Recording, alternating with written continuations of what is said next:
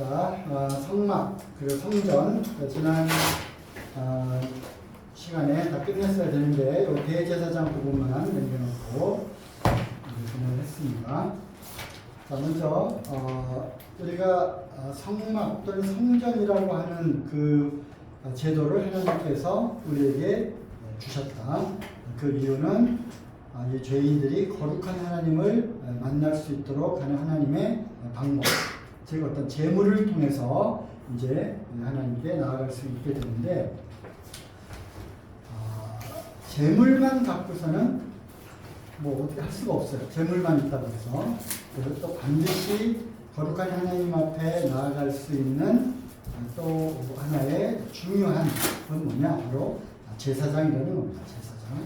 제사장은 죄인과 하나님 사이를 연결해주고 등보해주고 제물을 통해서 그 죄인들의 죄의 문제를 해결해주고 또 사람들이 어떤 그 제물들을 하나님께 연락하는, 그리고 성막 또는 성소에서 하나님을 섬기는 그런 일을 하는 직분이 바로 제사장입니다.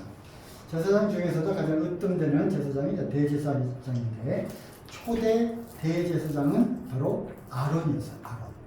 그래서 아론의 아들, 그 계보를 따라서 결국 예수님 당시까지도 대제사장의 계보가 쭉 이어져 왔어요. 그래서 그 이제 성경 연구하는 그 사람들에 의하면 대제사장이 아론부터 시작해서 예수님 당시에 약 68대 대제사장까지 이렇게 되었다고 합니다. 정확한 숫자는 제가 기억이 안 나지만, 자, 보면 너는 이스라엘 자손 중 내 형 아론과 그 아들들 곧 나답, 아비후, 엘르아살, 이다말. 그래서 그 아론의 아들이 4명이에요. 4명 중에 2명은 잘못된 방법으로 제사를 드리다가 거기서 직사를 했죠. 죽었고, 그 다음에 엘르아살과 이다말이 이제 살았는데, 그 엘르아살의 계보를 통해서 그리고 다시 그것이 엘리 제사장 때 이제 하나님의 이제 징계를 따라서 이제 끊어지고, 이다말 이쪽 계보를 따라서 대제사장이 이어지게 됩니다. 어쨌든 나를 섬기는 제사장 직분을 행하게 하되 내 형 아론을 위하여 거룩한 옷을 지어 영화롭고 아름답게 할지니. 그래서 이제 대제사장이 입은 그 옷은 참으로 아름답고 거룩한 옷이다. 너는 물을 마음의 지혜인 자고 내가 지혜로운 영으로 채운 자들에게 말하여 아론의 옷을 지어 그를 거룩하게 하여 나에게 제사장 직분을 행하게 하라. 그들의 지을 옷은 이러하니, 여러 가지 이제 대제사장이 입고 있는 옷과 거기에 이제 액세서리들이 많이 있어요. 흉패, 에봇, 겉옷, 반포, 속옷, 관, 띠, 이런 것들을 오늘 이제 잠깐 살펴보도록 하겠습니다.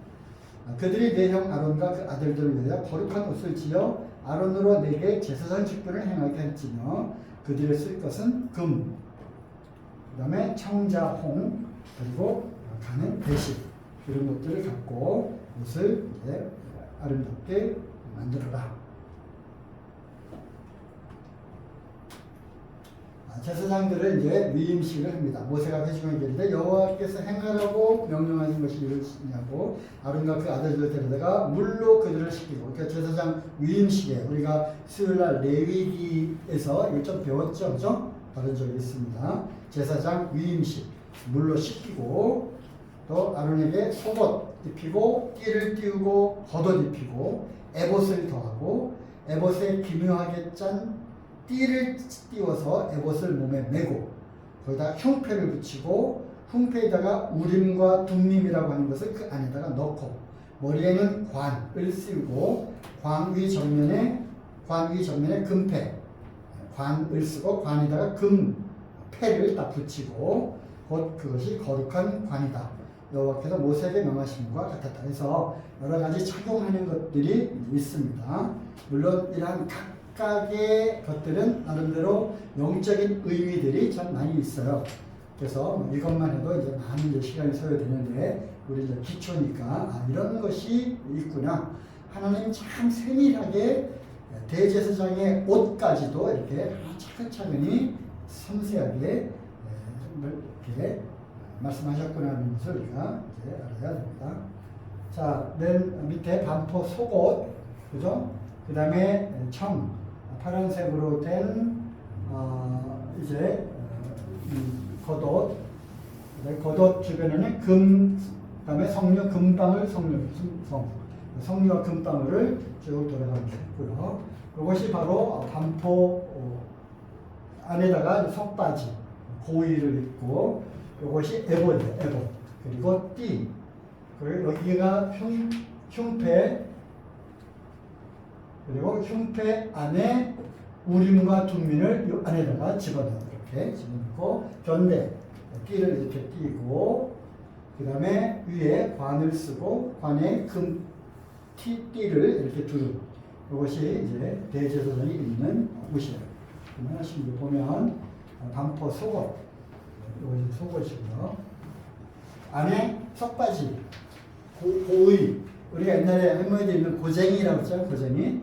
안에 또 속바지를 입고, 이렇게 반포 속옷, 흰 색깔로. 그 다음에 요것이 겉옷, 청색으로 된 겉옷, 그리고 가장자리에 성류와 금방울을 교대로 이렇게 달고, 그 다음에 이것이 겉옷이죠. 이것이 에봇이니까 대제사장이 입는 옷이 에봇이에요. 에봇. 따라해요. 에봇. 에봇. 그래서 다윗이 막 쫓길 때 하나님의 뜻을 분별하기 위해서 제사장의 에봇을 가져와라. 이렇게 또 명령을 하기도 했어요. 나중에 이제 성경을 읽다가 제사장이 입는 옷 에봇을 가져오라고 한 것 바로 이겁니다. 그리고 에봇은 아주 청자, 홍, 금으로 이렇게 참 아름답게 수놓았죠. 그다음에 에봇을 입기 위해서 거쳐 있는 것이 겉옷, 에봇. 이어서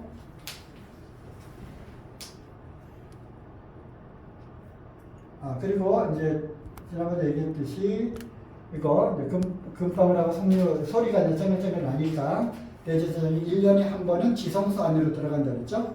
그 안에서 이제 잘못 드리거나 그러면 하나님 이제 거기서 죽는다고. 그래서 따랑따랑 소리가 나면 지성소 안에서 대제사장이 아직도 살아서 하나님께 우리가 갖고 간 우리가 드려진 그 피의 제물을 드리고 있구나 하면서 알고 있는 거고, 따랑따랑 소리가 나지 않으면 움직임이 없으면 죽은 거잖아요. 그래서 이제 여기다 발에다가 실을 묶어가지고 들여가면 안 되니까 밖에서 끄집어내고 이러한 이야기가 또 있습니다. 아론이 입고 여호와를 섬기러 성소에 들어갈 때와 성소에서 나갈 때 그 소리가 들릴 것이다. 그리하면 그가 죽지 않느니라. 다음에 금식, 청자, 홍, 배실로 에봇을 아주 아름답게 만들었어요. 이것이 아름답고 거룩한 그러한 옷이다. 이거죠. 그리고 이 흉패에다가 이제 견대, 홍하나 견대로 해서 요거를 이제 보석을 12가지 보석으로 견대 둘을 달고 홍하나 둘을 취하여 여기다가 이제 이스라엘 자손의 이름들을 쭉 새기고 12보석을 가슴에다가 이렇게 흉패를 이렇게 달아. 이 12보석은 뭘 상징하는 거겠어요? 12지파. 이스라엘의 12지파를 상징하는 거죠. 자, 정금으로 노끈으로 따은 사슬을 흉패 위에 붙이고 금고리 들어가지고 흉패 위 곧 흉패 끝에 이쪽 성문이 되어 있습니다. 이런 것들을 놓고 여러 가지 이제 영적인 교훈들을 우리가 또 얻을 수가 있는 거죠. 자, 12보석이 홍보석, 황옥, 녹조 해가지고 12개를 올렸는데 이거는 곧 12는 이스라엘의 12지파의 이름입니다. 그래서 이제 우에서 좌로 각각 보석마다 그 해당되는 그 이름이 있어요. 유다, 이사갈 이런 식으로 스불론, 루벤, 시몬, 갓, 그다음에 에브라임, 므낫세, 베냐민, 그다음에 단, 아셀, 그다음에 납달리 이렇게 해서 12지파의 그 각각 지파마다 기 모양이 다 다르다고 했고, 그다음에 그 지파가 상징하는 이 보석의 종류도 다 이렇게 달라요. 이 12지파는 아주 놀라운 그런 엄청난 의미를 갖고 있는 거죠. 이스라엘의 전체를 대표하는 겁니다.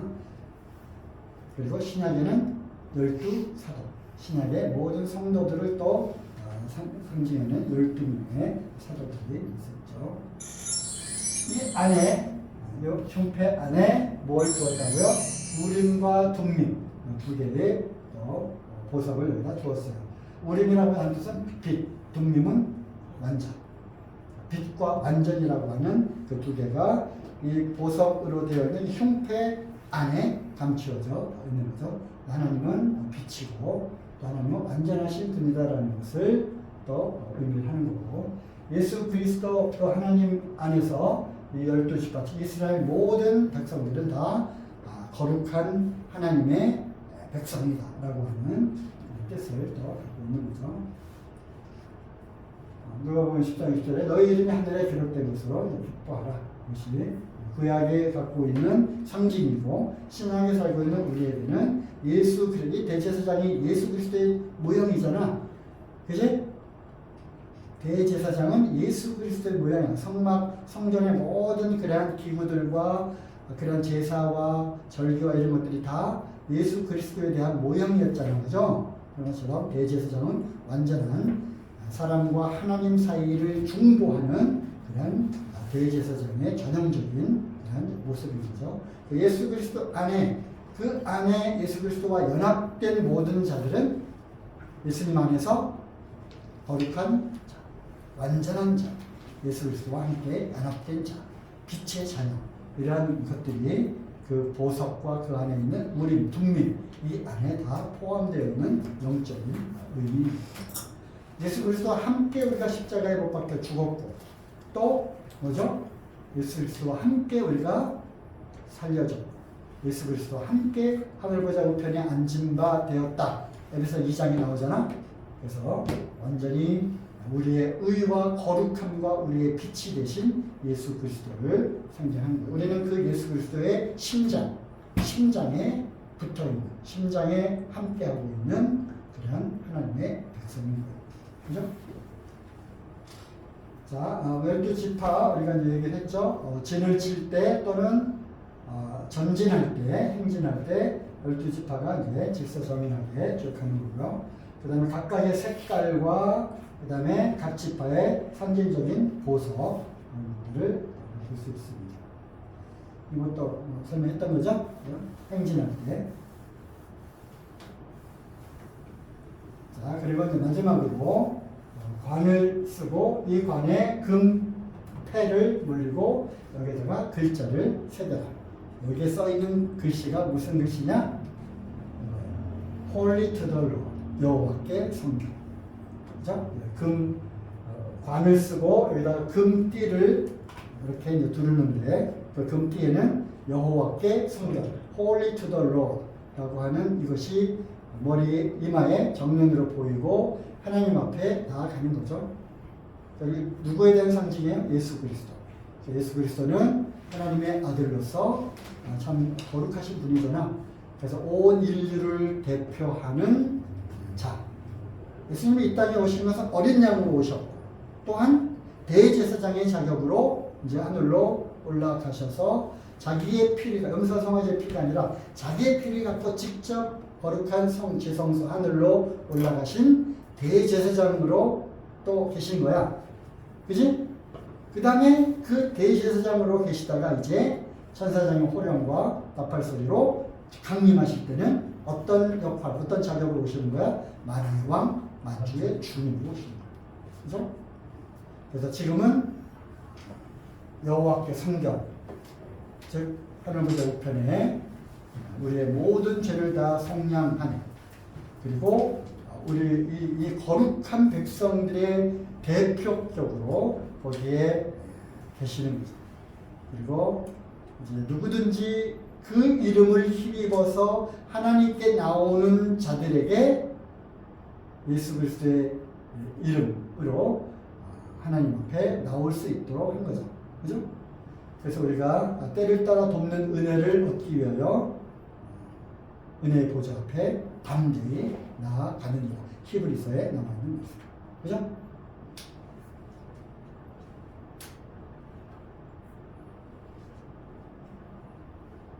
자, 그래서 이제 정리하면 대제사장 대신 예수 그리스도, 이분은 옛날에 대제사장들은 아론의 반차를 따라서 쭉 왔지만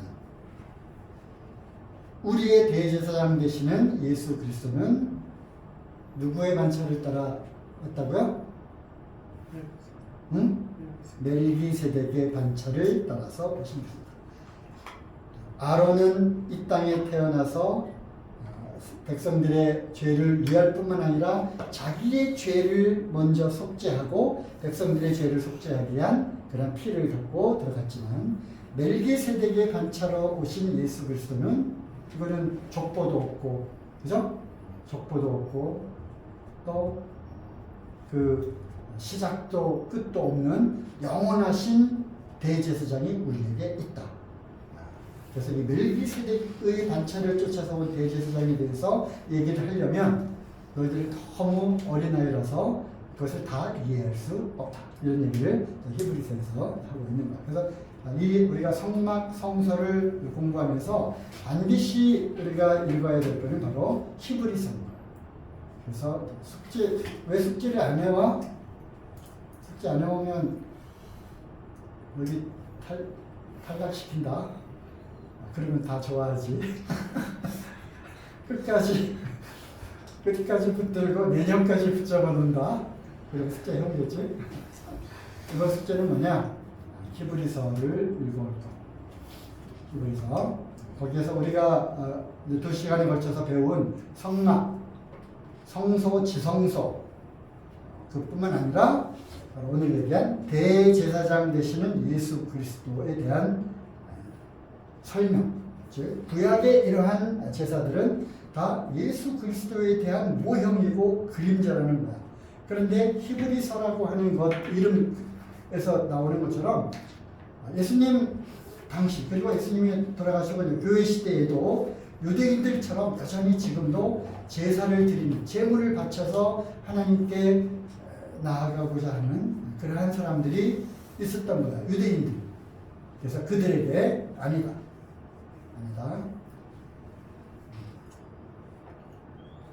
예수 그리스도가 얼마나 뛰어나고 위대하신 분인가라는 것을 설명하는 거야. 잘 들어. 히브리서가 그거야. 무엇보다 뛰어나신 예수 그리스도. 처음에 이렇게 시작해. 천사보다 뛰어나. 응? 모세보다 뛰어나. 모세는 율법이고 예수는 은혜다. 모세는 종이었고 예수는 아들이다. 아론보다 뛰어나. 아론은 이 사람 중에서 취한 것이고 아론의 대열이 아니라 멜기세덱의 반차를 쫓아오셔서 하늘로부터 오신 대제사장 바로 예수 그리스도시다. 그 다음에 또 뭐야? 여호수아보다 훨씬 뛰어나다. 여호수아가 가나안 땅에 들어가서 안식을 주었는데 가나안은 안식에 대한 상징이거든요. 그런데 참 안식을 주시는 진짜 안식의 주인 되신 예수 그리스도가 오셨다. 그래서 그 다음에 염소와 송아지의 피가 아니라 자기 피로 영원한 속죄를 단번에 이루신 분이시다. 그래서 예수 그리스도는 구약, 성서, 성막, 제사 이거를 너무나 잘 알고 있는 유대인들에게 그건 끝났다. 예수 그리스도의 완전한 모형이었다. 그런데 이것이 다 이루어졌다. 그러므로 그날 이후로 너희와 세울 언약이 이것이니 그날 이후로 너희의 죄와 불법을 다시는 기억하지 않겠다 하셨으니 이것을 사하셨은즉 다시는 죄를 위하여 제사 드릴 것이 없느니라 라는 말씀이 바로 이거예요. 옛날 구약 시대처럼 이것처럼 계속해서 반복적으로 제사를 드리면 이제는 그것이 히브리서를 통해서 알 수 있는 거니까. 우리가 지금 이제 성경기초반 하면서 성막 또 성전 대제사장 이제 배웠으니까 히브리서를 꼭 한번 읽어봐요. 알겠죠? 네. 시간이 없으면 귀에다 꽂고 읽어주는 드라마 성경 들어주고 그래서 전체 줄거리를 쭉 이렇게 했던 그렇구나 해서 전체 큰 흐름과 줄거리를 그 맥을 잘 찾으면 좋겠어요. 중요한 거는 대제사장. 우리에게 바로 이 대제사장이 지금 살아서 하늘보좌 우편에 계시다. 이 대제사장을 통해서 죄인들이 하나님 앞에 여호와께 성결, Holy to the Lord 해서 여전히 하나님 앞에 거룩하게 있는 거잖아. 12지파의 보석 안에 우림과 둠밈이 들어있는 이 상태로. 이건 뭐야? 전형적인 우리 거룩해진 자신의 피로 거룩해진 하나님의 백성 우리를 가슴에 품고 하나님 앞에 여전히 아주 거룩한 분으로 계십니다. 우리를 위해서 여전히 지금도 중보하고 계시는 거죠. 그러니까 아까 얘기한 대로 때를 따라 돕는 은혜를 얻기 위해 이분이 지금 살아서 거기 계시니까 은혜의 보좌 앞에 담대히 나아가자. 누구의 이름을 힘입어? 바로 우리의 대제사장 되시는 예수 그리스도를 힘입어 오늘도 내일도 언제든지 거룩하신 하나님 앞에 우리는 당당히 나아갈 수 있는 거예요. 왜? 중보자가 여기 계시니까. 그래서 이 대제사장은 그냥 우리가 멋있다 거룩한 옷을 입었구나 참 귀하다 이 정도의 차원이 아니라 정말 이 대제사장의 이 진리를 알면 우리가 드려지는 레위기의 그 제사 제물의 그 의미와 함께 이거는 정말 예수 그리스도에 대한 놀라운 진리를 우리가 알 수 있는 거예요. 알겠죠?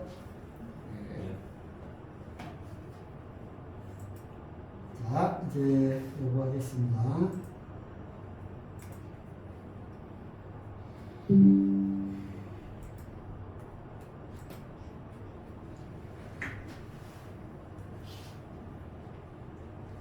자, 이제 성서 지리, 구약, 신약, 그리고 사도행전. 이런 세 개를 이제 3시간을 거쳐서 하게 됩니다. 물론 이 성서 지리는 지리한 게 아니라 우리가 성경을 읽다 보면 이게 도대체 사람 이름인지 지명인지 헷갈릴 때가 많이 있고 또 이것이 뭐 이렇게 나와 무슨 상관이 있다 이렇게 하면서 읽다 보면은 이게 참 재미가 없어지는 거야. 하지만 우리가 이제 지도를 놓고 그 지명 그리고 그 지명과 관련된 성경 지리, 역사, 문화 이런 것들을 딱 이렇게 배워 놓고서 그걸 통해서 성경을 읽으면 성경이 조금 더 깊이 있게 깨달아지는 거예요. 한 예를 들면 사울이 초대 왕이었잖아. 사울이 어느 지파야? 어느 집? 베냐민 지파. 베냐민 지파는 12지파 중에 가장 약한 지파거든. 그럼에도 불구하고 사울이 초대 왕이 되는 거야. 그죠? 그리고 또 유다 지파와 에브라임 지파 여기는 두 아주 강력한 12지파 중에서 가장 강력한 그런 거야. 그래서 어느 지역에 어느 도시를 중심으로 이제 활동을 했고 사사시대도 마찬가지고 그러한 것들을 좀 알고 보면 베냐민 지파에게 다윗이 좋은 그런 호감을 얻지 못했구나라는 것을 다 알게 되는 거야. 그러면서 다윗이 막 쫓겨갈 때 베냐민 지파에 속했던 사울을 따랐던 어떤 사람이 쫓아다니면서 다윗을 저주하고 그런 거예요. 그래서 그런 여러 가지 이제 어떤 지리적인 상황, 그다음에 어떤 도시의 위치와 그와 관련된 내용들을 알고 보면 참 재미있어. 예를 들어서 길갈 많이 들었지? 기브온 뭐 이런 것도 있잖아. 단, 두로와 시돈 뭐 이런 지방, 그죠? 도대체 그것이 어디에 있는지, 그 다음에 예수님이 두로와 시돈 지방까지 갔는데 거기가 과연 이스라엘 땅인지 아닌지 뭐 이런 그러니까 데가볼리 들어봤잖아. 데가볼리에 가고 가이사라 빌립보에 가가지고 또 뭐 있고. 하지만 그러한 것들이 다 어떤 의미가 있는 거예요. 예수님이 예루살렘에서 다시 갈릴리로 가야 되는데 사마리아 땅을 거쳐서 가야 되겠는지라. 그 말이 뭔지를 잘 이해가 안 가는 거야. 이렇게 주로 사람들이 많이 다니는 길에서 굳이 그쪽으로 들어갔다가 나오는. 그런 또 성서 지리를 통해서 우리가 또 알 수 있는 거야. 예루살렘에서 여리고로 내려가다가 강도 맞는 자. 내려가다가 이게 무슨 뜻인가? 내려가는 거예요. 고도차가 800m, 1000m가 나는 거를 예루살렘에서 여리고로 쭉 내리막길이야. 이런 식으로 우리가 그런 여러 가지 성서 지리를 좀 알고 보면 성경을 조금 더 이렇게 깊이 있게 볼 수 있다. 애굽과 아수르가 전쟁을 하고 바벨론이 침략해오고 하는 것이 세계 지도의 어떤 한 부분에서 이렇게 전쟁이 일어나고 그리스, 로마 그리고 지중해를 중심으로 한 패권 전쟁 그리고 헬라 제국이 일어나고 로마가 부흥하고 또 사도 바울이 소아시아 지역에 전도하러 가고 거기서 다시 환상을 보고 유럽으로 넘어가고 이러한 것이 뭔가 머릿속에 지도나 지명 이런 걸로 남아있으면 조금 더 리얼하게 느껴질 수 있다는 거예요. 그래서 성서 지리는 참 중요한 거야. 이걸 또 짧은 시간에 톡톡톡 진행을 할 테니까 그냥 맛보기로 성경 기초반에서 이렇게 맛보기로 하는 이러한 것들은 나중에 여러분들로 하여금 이렇게 기억이 나게 해서 요즘에 인터넷 유튜브에 좋은 자료들 많이 있잖아. 그죠? 그럼 검색해서 여러분들 또 좋은 콘텐츠를 갖고 구체적으로 공부를 하면 더 좋을 것 같아요. 자, 한번 순서대로 그리고 좀 사건별로 좀 핵심적인 것들만 좀 살펴보도록 하겠습니다. 자, 어디서부터 시작하죠? 에덴 동산에부터 시작을 하죠. 그죠? 에덴 동산이 어디였을까? 아무도 아는 사람이 없어요. 그죠? 네.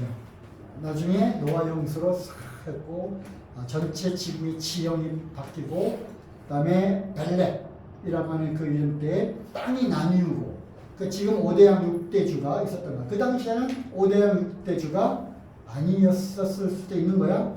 또 땅속으로 사라진 우리가 보통 뮤 대륙 마의 삼각지에 있는 저 바닷속에 있는 어떤 대륙 이런 그러한 시사 얘기도 나오잖아, 그죠?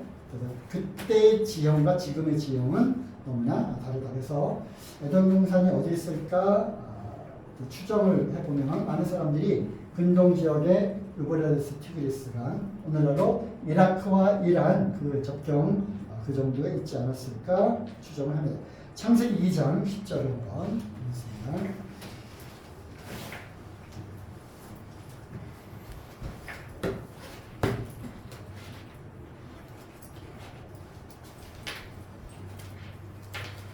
장 10절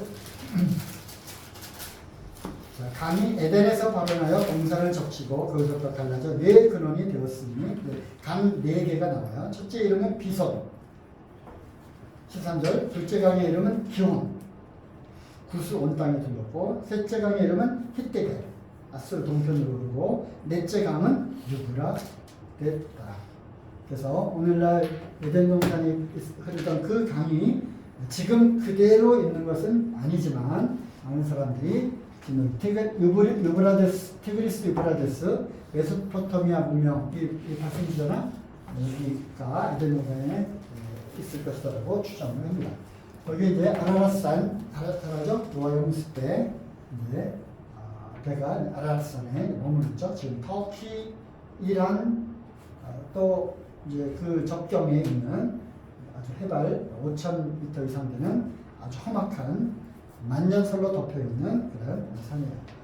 거기 이제 위에 중턱 또는 꼭대기에 닿았을 테니까 지금은 만년설 속에 이렇게 갇혀져 있다.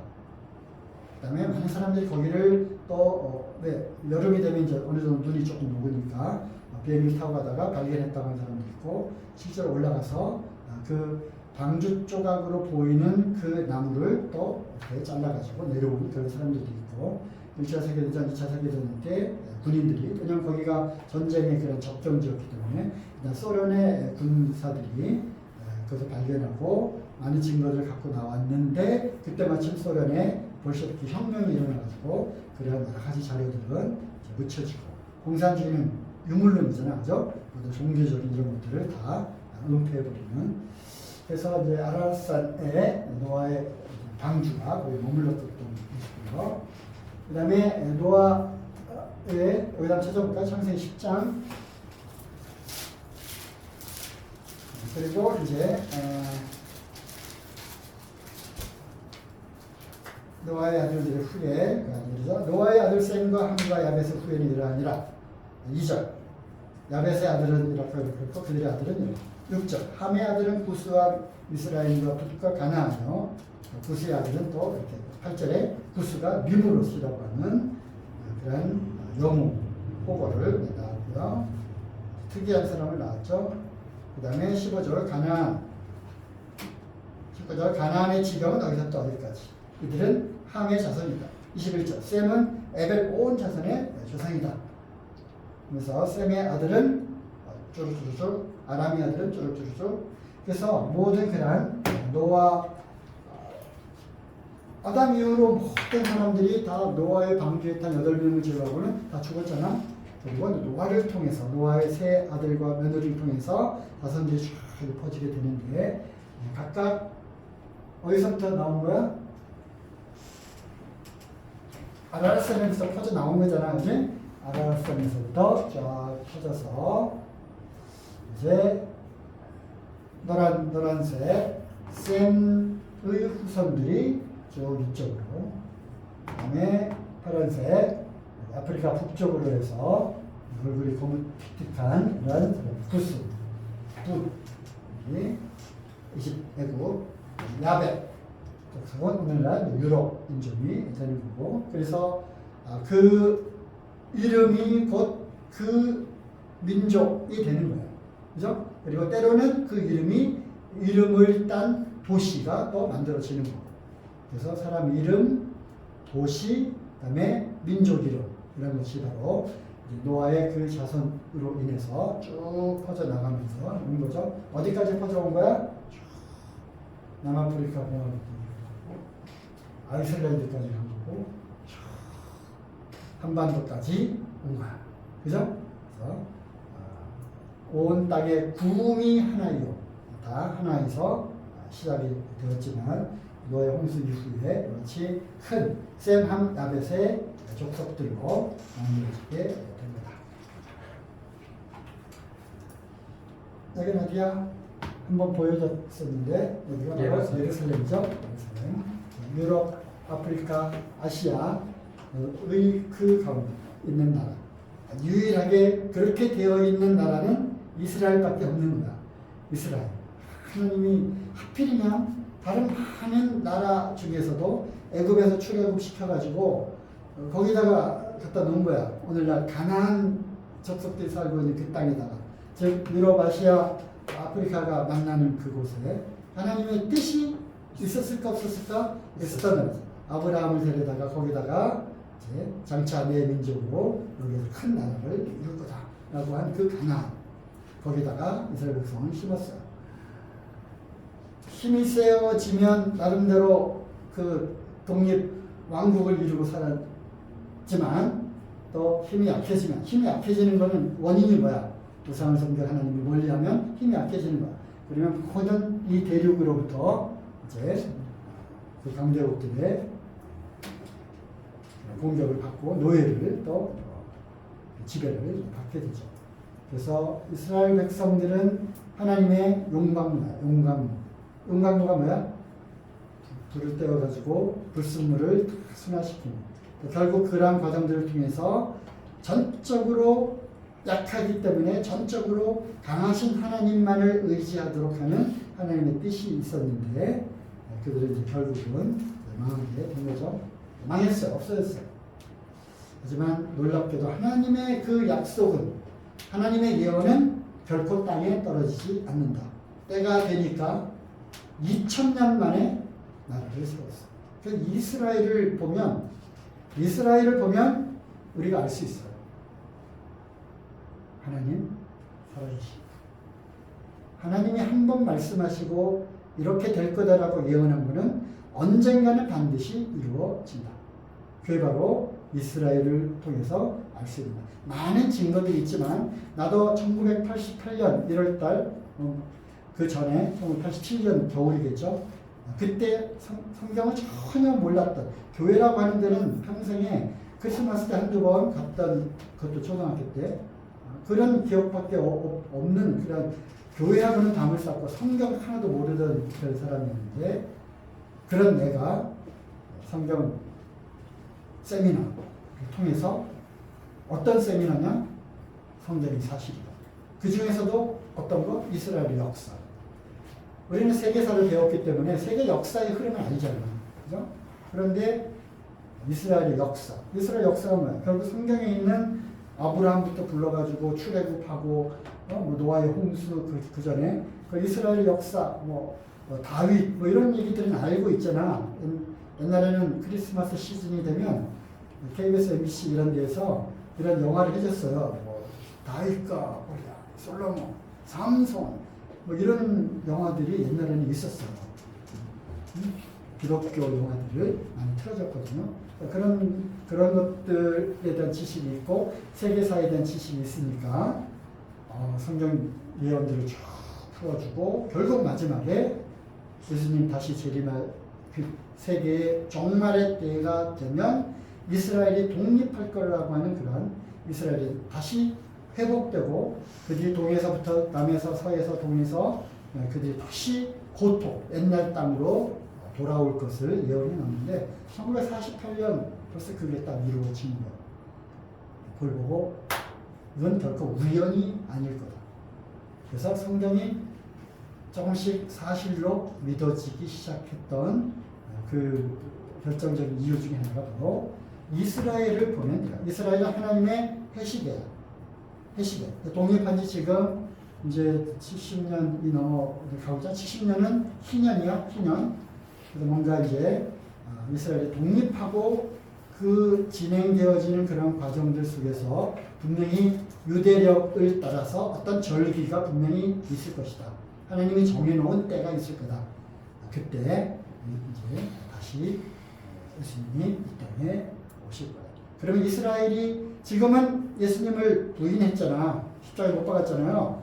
인정하지 않았지만 그때 다시 예수 그리스도가 정말 하나님의 메시아입니다. 우리가 그를 옛날에 우리 조상들이 그것도 못 알아보고 십자가에 못 박아 죽었다. 이분이 바로 하나님이시구나 라는 것을 통해 자복하고, 마지막 대속죄절 있잖아. 대속죄일, 속죄절 있잖아. 6월절, 무교절 해가지고 쭉 나오는 절기들, 그지? 6월절, 무교절, 무교절, 초실절, 오순절, 나팔절, 속죄절, 장막절, 속죄절, 장막절, 속죄절, 대속죄일이 남아있는 온 이스라엘 백성이 그제서야 진짜 대속죄를 하는 거죠. 우리가 찌른 그분이 하나님이시고 하고 온 민족적으로 회개를 합니다. 그리고 마지막 남은 장막절. 장막절 뭐야? 천년왕국. 이 절기가 아직 레위기 23장 지금 안 했지, 그죠? 레위기 23장에 이제 그 7 절기를 하게 될 때 김재근 선생님이 또 자세하게 알려줄 거예요. 얘기가 많이 빗나갔는데 결국 이러한 그 성서 지리를 통해서 바로 세계의 모든 관심이 집중되어 있는 거예요. 세계의 화약고. 왜? 여기서 제3차 세계대전이 일어날 거거든요. 화약고. 그리고 용광로. 하나님의 백성을 연단시키는 바로 그 용광로.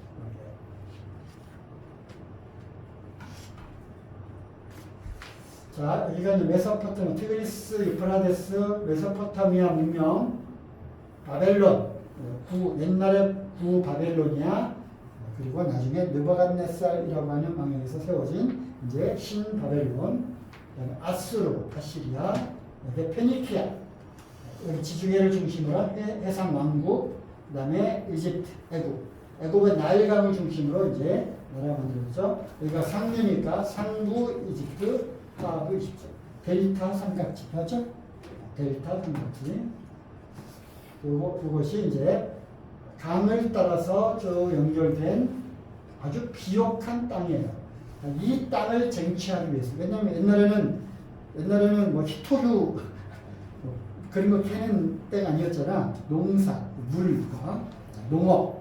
그 다음에 물이 있어야 양, 목축을 하니까 여기가 이제 모든 이제 문명의 중심지고 아시아에서 오는 사람들, 유럽에서 오는 사람들, 아프리카 오는 사람들이 결국 이 노른자 땅을 이제 노리는 거죠. 여기요. 여기 메소포타미아, 그다음에 시리아, 가나안, 애굽. 이것을 이게 모양이 초승달 모양이었다 해서 비옥한 초승달 지역이라고 불러요. 비옥한 초승달 지역. 여기에 이제 아브라함이 갈대아 우르, 갈대아이죠. 갈대아는 바로 메소포타미아 문명의 중심지였어요. 갈대아. 그리고 갈대아는 이제 바벨탑 사건, 또 바벨론. 그래서 옛날 그 고대 문명의 또 발상지이고, 그래서 그 우상을 섬겨왔던 많은 그런 것들이 있었죠. 거기 하나님이 부르셔서 바벨론, 그다음에 여기 하란 많이 들어봤죠? 하란. 여기에서 아버지가 죽고, 아브라함의 아버지 이름이 뭐야? 베라. 응? 마음대로 되라. 잘 들어놔. 데라가 죽고 하란에서 조카 아버지가 이제 돌아가셨거든요. 삼형제 중에. 그래서 아버지 없는 조카 롯을 데리고 가나안 성으로 옵니다. 본토 친척 아버지 집을 떠나라 했을 때 아브라함이 이유도 모르고 까닭도 없이 가나안에 뭐 아주 수마일이 떨어진 미국 땅에 떨어진 거죠. 그죠? 자기가 살던 곳, 민족도 자기 민족이 아닌 거기서부터 아브라함으로부터 이제 많은 그런 민족들이 퍼져나가게 된 거죠. 자, 메소포타미아 문명, 아스리아, 히타이트 제국. 여기는 제일 먼저 철 문화가 들어온 아주 이제 막강한. 옛날에는 철과 구리, 청동기 시대, 철기 시대 배웠잖아. 그래서 이제 철로 청동, 이 구리는 이게 이제 게임이 안 되는 거야, 그죠? 그래서 히타이트 제국이 또 한때 강성했었고, 얘가 이제 애굽의 지배를 받을 때, 그다음에 이쪽 아수르와 바벨론의 지배를 받을 때, 여기는 어느 제국, 어디가 더 힘이 왕성하냐에 따라서 이쪽에 들리다, 저쪽에 들리다. 우리나라가 이스라엘하고 많이 비슷하다고 그러잖아. 그지? 그죠? 해양 문명이 세워질 때, 해양 문명이 어디야? 일본, 미국, 이런 해양 문명과 대륙 문명, 어디야? 서양, 러시아, 중국이 강할 때와 이 반도를 놓고 해양으로 진출하는 교두보, 또 대륙으로 진출하는 그 교두보, 바로 대한민국. 그래서 우리나라의 운명은 이스라엘과 참 닮은 점이 참 많이 있어요. 게다가 또 남북으로 갈렸잖아, 그죠? 북이스라엘, 남유다처럼. 그렇게 해서 기구한 운명이 바로 이스라엘과 닮아 있어요. 그래서 동방의 예루살렘, 평양, 그러잖아. 우리나라가 또 동방의 이스라엘로 여겨지기도 합니다. 이러한 나라의 배치와 그다음에 여기에 있는 이러한 대표적인 지명들, 이런 것들은 우리가 알고 공부하고 성경을 볼 때 지명이 나오면 습관적으로 지도를 펴놓고 함께 읽어나가거나 공부하면 좋겠죠? 그죠? 성경을 읽고 묵상하고 연구하고 암송하고 실천하고. 자, 오늘날로 보면 여기가 이집트, 여기가 이스라엘, 오른쪽이 요르단, 위쪽이 시리아, 레바논, 그죠? 여기가 이제 사우디아라비아, 여기는 여러 가지 뭐 에미레이트, 카타르 이렇게 쭉 있는 거고요.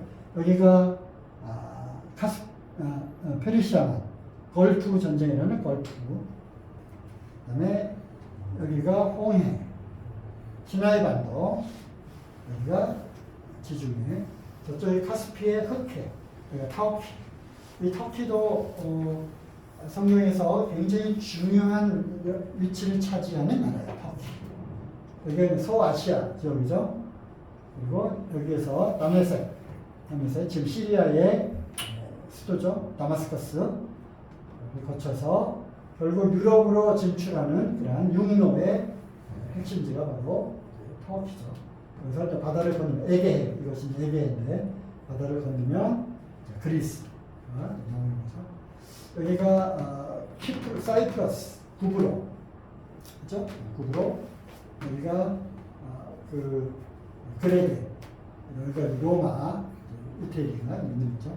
세계 지도도 우리가 성경적인 관점에서 세계 지도를 볼 수 있어야 돼요. 고대의 그런 지명이고 역사를 따라서 이 제국이 흥망성쇠와 제국이 차지했던 영역, 그죠?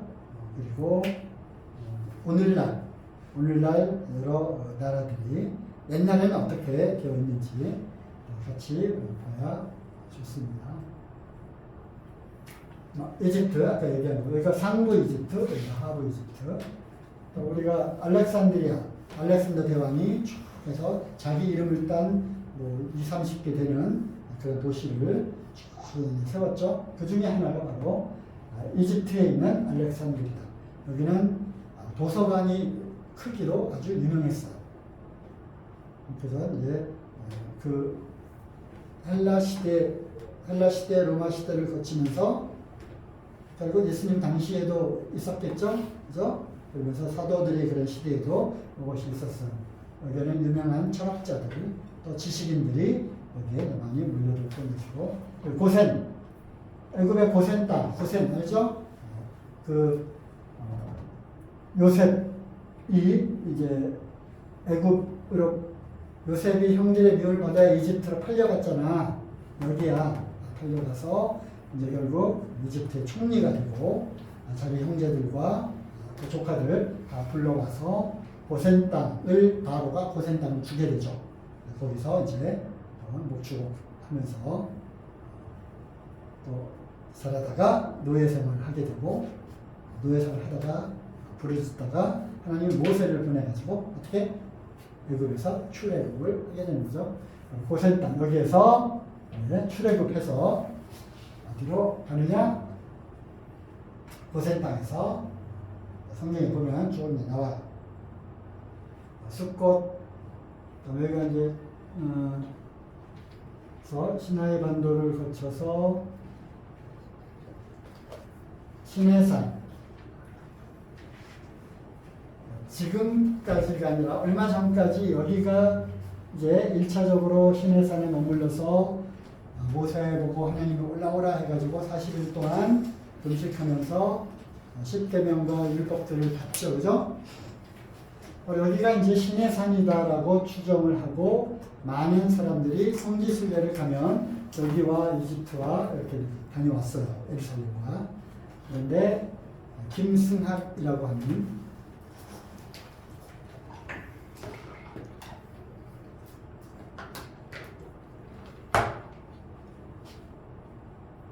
성서지리도 한 시간을 끝내는구만. 그 떨기나무라고 하는 그런 이제 책이 1편, 2편 나왔고, 김승학이라고 하는 그 이제 집사님인데 지금은 이제 이제 신학도 하고 이제 목회를 하시는데, 김승학이라고 하는 분이 여기 아시죠? 한의를 배운 사람이야. 그래서 옛날 사우디에 우리 많이 갔었잖아. 사우디 그 왕자가 큰 병이 났었는데 아무도 못 고치는데 이제 이 한의 기술을 가지고 그 사람을 살렸어요. 그래서 그 왕자의 아주 절친이 돼요. 얼마만큼 절친이 되냐면은 너를 왕자로 삼아주겠다 할 정도로. 그러니까 사우디의 왕자가 되는 거야. 근데 거절하고 그 왕자하고 친하니까 그 궁궐에 아주 엄청난 그 이제 혜택을 누리면서 사우디의 여러 곳을 이제 탐방을 하고 다니고 휴가를 얻어서 다닐 수 있었어요. 그러다가 어디를 발견했느냐? 바로 라오스 산이라고 하는, 거기는 군인들이 막 지키고 있었고, 뭐 거기서 막 강도를 만나고 뭐 하는 그런 그것들이 간증이 나와 있어요. 유튜브 찾아보면 김승학 딸기나무 김승학 찾아보면 다니면서 간증 집회를 많이 했어요. 그래서 그분에 비하면 거기서 여기가 바로 하나님의 모세를 부려서 대명을 받은 신에서는 여기가 아니라 저기다. 그리고 많은 증거 자료들을 사진을 찍고 방문해서 가지고 왔었어요. 어쨌든 애굽에서 나와서 홍해 이제 거쳐서 여기서 홍해를 건너 바로의 군대들이 쭉 따라왔겠죠. 그리고 홍해를 건너고 그다음에 미디안 땅으로 들어갔어요. 미디안 땅은 모세가 40년을 있었던 곳이잖아. 여기가 아니라, 그지? 여기 미디안 땅.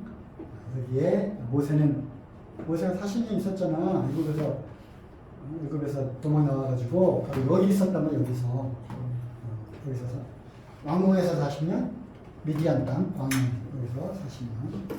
그러니까 너무나도 여기 잘 알고 있었던 거죠. 그래서 여기서 시내산에 머물면서 여기서 이제 율법을 이렇게 되죠. 그 얘기를 하면 이제 여러 세계 뉴스 토픽에 나왔어요. 시나이산은 아라비아에 있다. 지금 시나이 반도에 있는 것이 아니라 아라비아 땅에 있다. 그래서 많은 이제 찍어 온 증거 사진들을 또 신문 기사로 냈어요.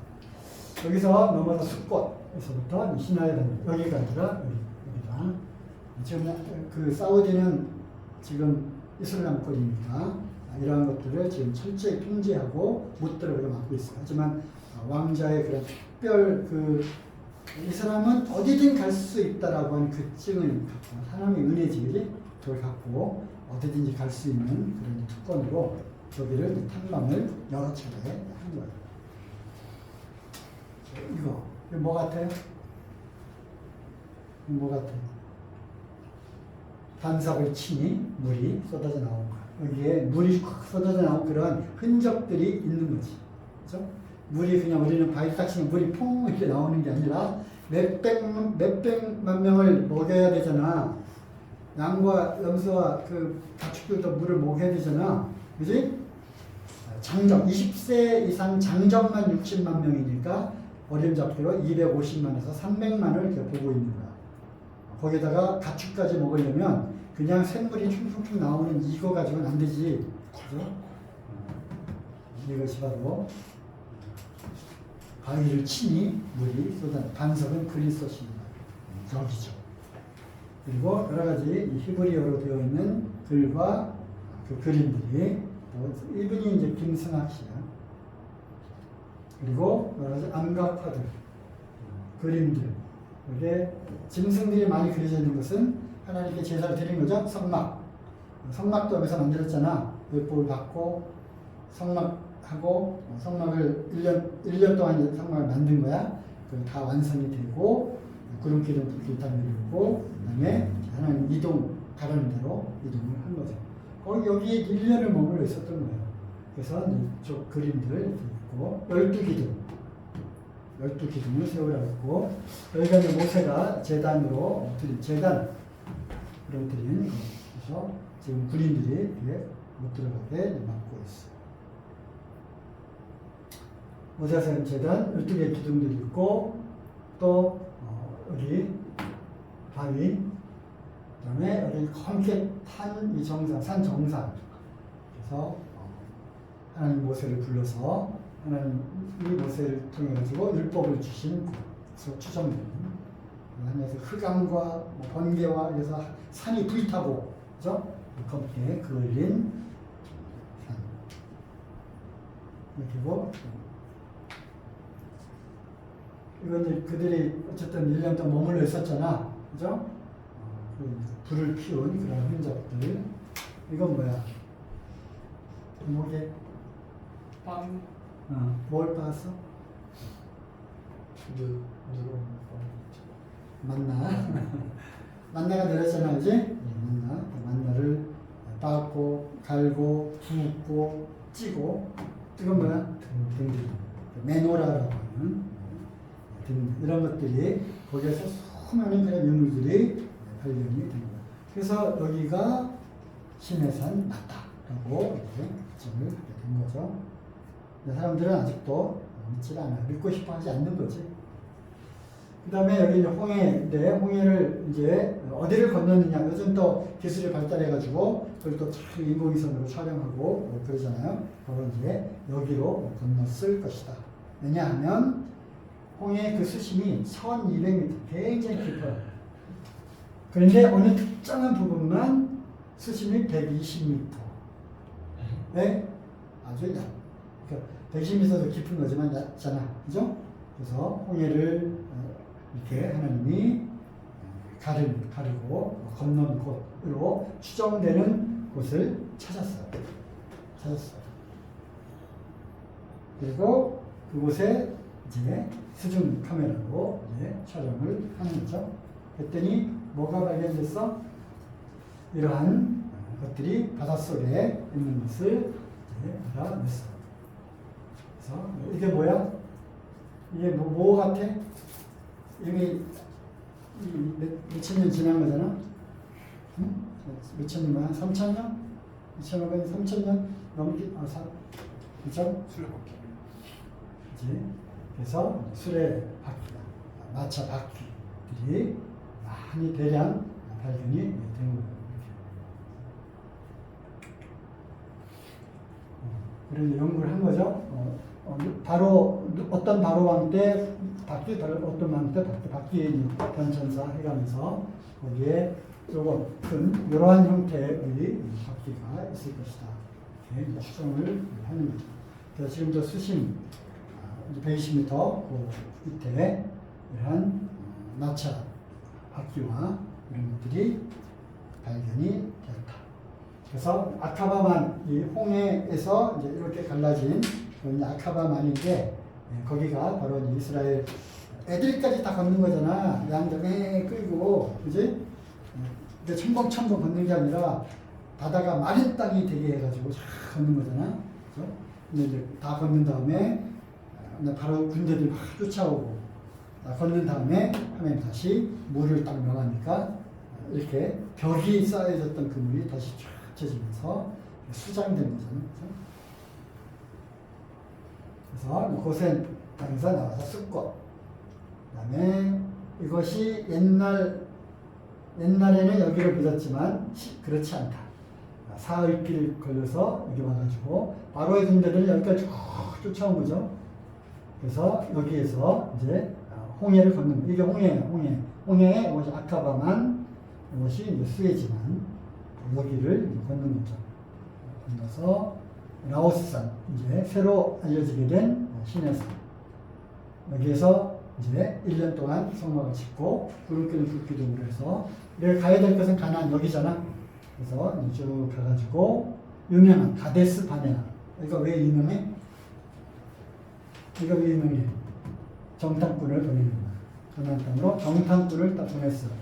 그러니까 이스라엘 전역을 40일 동안 탐지하고 포도송이랑 갖고 오잖아. 그랬더니 열지파 두령들 뭐라고 그래. 거기는 거인도 살고 있고 우리는 메뚜기와도 같고 우리는 가면 다 죽는다. 하지만 여호수아와 갈렙이 하나님이 주신다고 했기 때문에 우리는 가자. 저들은 우리의 발이다. 가지고 그래서 백성들이 통곡하고 울고 하니까 40일을 1년씩해서 40년 동안 하나님이 이 광야를 헤매게 만들어. 이 광야를. 그리고 이제 가게 되는데 이것이 왕의 대로라고 되어 있어요. 그래서 아까 그 비옥한 초승달 지역에 상인들이 다니는 길들이 여러 개가 있겠죠. 그죠? 특별히 여기는 왕의 길, 이거는 바닷길, 이쪽 해안도로, 여기 이제 왕의 길인데 이쪽으로 가자 했더니 에돔 쪽에서 뭐라 그래? No, 안 된다. 절대로 갈 수 없다. 모세가 얘기하죠. 우리는 아무것 하나, 곡식 하나, 열매 하나도 손도 대지 않겠다. 가게만 해도 안 된다. 그래? 싸우자? 아니야. 모세는 그래, 알았다. 그래서 다시 산지로 들어갑니다. 그러니까 백성들이 불평이 엄청나게 많았던 거죠. 이 광야를 이렇게 보면은 참 그들이 불평을 아니할 수가 없는 그런 상황입니다. 나도 여기 건너가지고 여기 다 구경했고, 그래서 여기 광야 체험하고 여기서 쭉 버스 타고 쭉 올라가서 요단강 건너서 갈릴리로 들어갔어요. 그 이스라엘 백성들이 진행한 그 경로를 따라서 쭉 갔는데, 여기는 광야 사막이지만 여기에 아주 큰 강이 있는데 골짜기, 그 나중에 나올 거야. 거기 지나면 이제 평야가 쫙 펴져요. 모압 평야. 그러니까 백성들이 어떻게 우리 요단강 건너서 가나안 땅 안전해요. 여기 평야가 너무 좋아요. 여기 머물게요. 그래서 두 집 다 반이 거기 머물게 되는 거예요. 그래서 모압 평야. 그래서 이제 또 음행 사건도 일어나고 다음 시간에 계속 할 건데, 그리고 요단강을 건너서 가나안으로 들어가서 여호수아가 이제 정복 전쟁을 하게 됩니다. 이런 구약의 스토리, 그 내용들을 이 지도와 지명과 이런 도표들을 통해서 같이 보면서 공부하면 아주 큰 도움이 됩니다.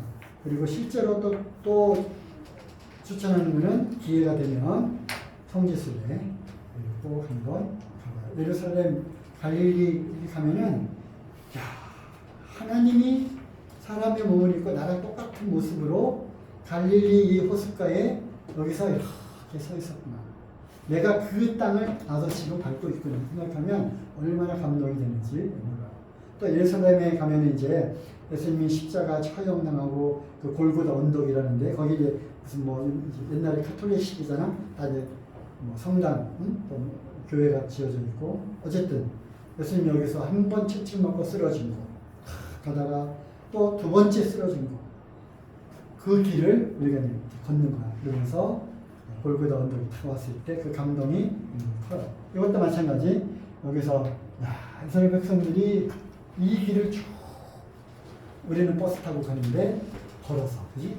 걸어서 불평을 안 할래야 안 할 수가 없는 그런 상황들을 만나게 되면서 실제로 경험할 수 있는 좋은 기회가 되니까 나중에 돈 벌어서 500만 원 해놓고 딱 2주 딱 휴가내서 성지순례 갔다 오면 진짜 리얼하게 이어져. 더군다나 우리 뭐 이제 모임에서 이렇게 하는 그런 프로그램에 가면 매일 저녁에 모여가지고 또 공부를 해요. 오늘 방문한 것, 또 내일 방문한 것은 구약에는 이러이러한 일이 있었고, 또 신약에는 이러이러한 장소고, 영적인 의미, 그리고 이제 하루 딱 이렇게 경험하고 모여서 또 이제 피드백도 해요. 감동이 되고 막 그렇게 좋은 간증 시간을 되고 하니까, 그리고 또 기억해 놨다가 나중에라도 기회가 되면 여기 성지순례를 가보면 성경이 조금 더 입체적으로 닿을 수 있어요.